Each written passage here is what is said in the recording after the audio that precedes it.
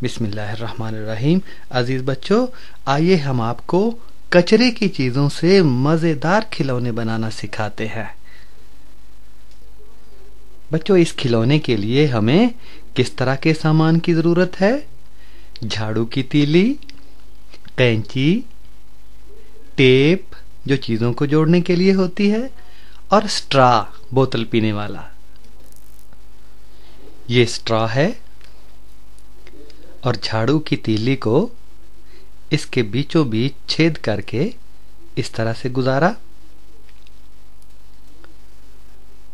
और कैंची से 2 सेंटीमीटर के फासले पर आधा कट लगाया। इसी तरह दूसरी तरफ कट लगाया और स्ट्रॉ को त्रिकोण की शक्ल में मोड़कर इस तरह से इसके ऊपर ये टेप लगाई। लो जनाब, आपका फवारा तैयार। पानी के जग में इसको इस तरह से घुमाएं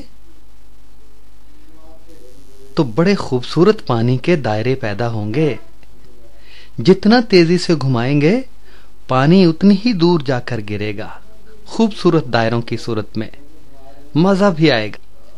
अगर मजा ना आए तो पैसे वापस।